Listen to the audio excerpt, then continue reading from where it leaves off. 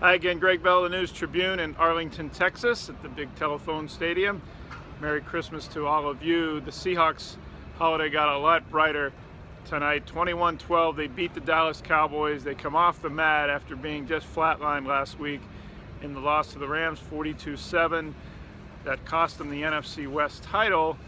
They stay alive in the playoffs. They need to win next week against Arizona at home, and they need to have Carolina win at Atlanta on New Year's Eve as well to get the 6th and final seed in the NFC. How'd they do it today? Their defense. The Cowboys came into the Seahawks territory 6 times and didn't score a touchdown on any one of those trips. 4 Dan Bailey field goals, 3 in the first half, and then Bailey missed 2 field goals in the fourth quarter when the Cowboys were trying to get close. The other factor, 3 turnovers. Seahawks got 3, didn't give away any, plus 3 in turnovers. You're usually going to win games, and the Seahawks did. Justin Coleman, 2 big turnovers really. The first one, Byron Maxwell poking the ball away from Cowboys receiver Des Bryant after a catch. KJ Wright fell on it. Seahawks turned that in at the Cowboys 43-yard line. The Seahawks turned that into a touchdown pass to Jimmy Graham, his 10th touchdown catch of the year.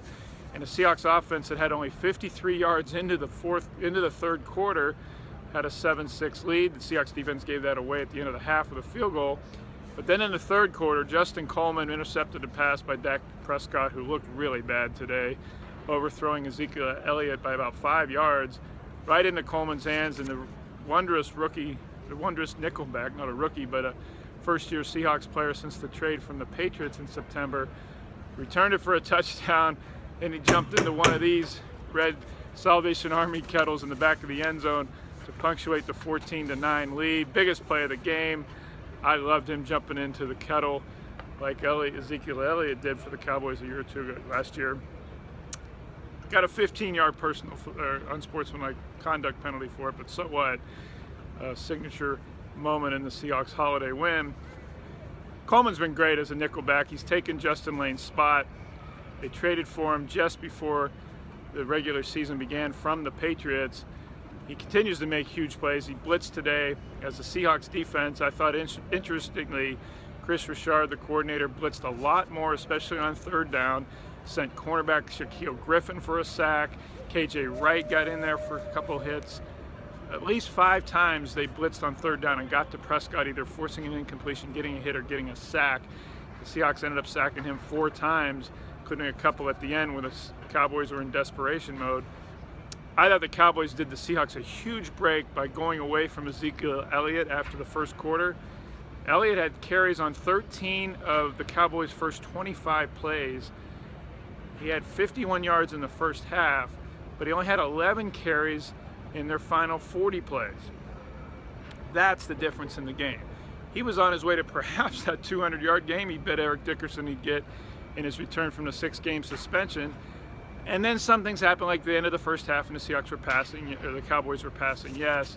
And then once the Cowboys fell behind by 2 scores on Doug Baldwin's touchdown catch here in this end zone that made it 21-12, the Cowboys had to throw in the fourth quarter, yes. But in the second quarter and third quarter, the Cowboys had opportunities to stay with Elliott time and time again. They were even running option plays with Prescott on third down instead of giving the ball to Elliott.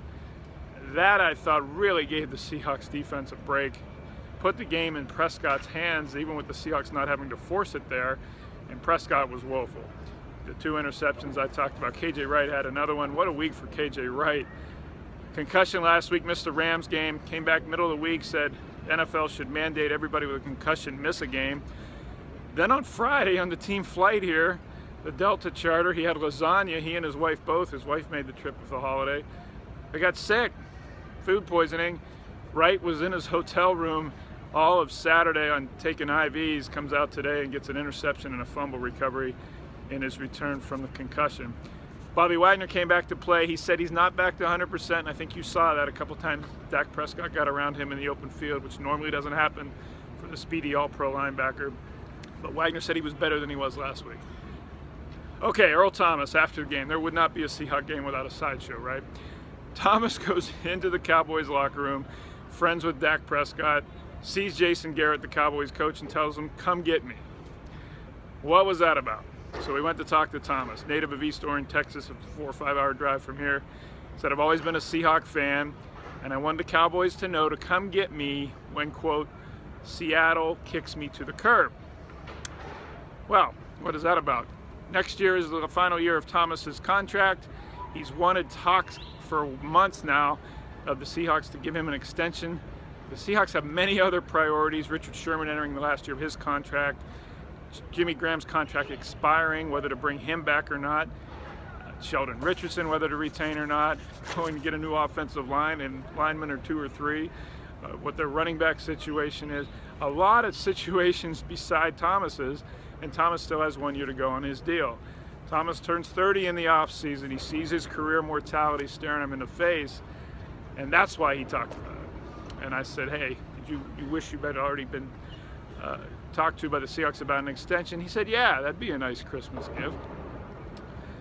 So what another sideshow, Earl Thomas going into the opposing team's locker room after beating him.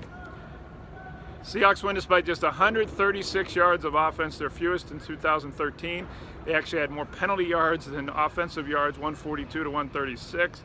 I saw a report that's the first time since 1966 that's happened in an NFL game. A team has won doing that.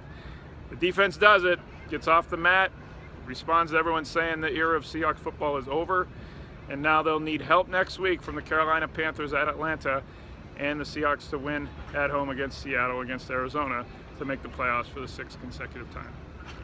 Always great to chat with you via the internet, and I wish the greatest to you on your holiday season. Merry Christmas, and hug your loved ones for me. I'll be home tomorrow. Thanks for watching. Take care.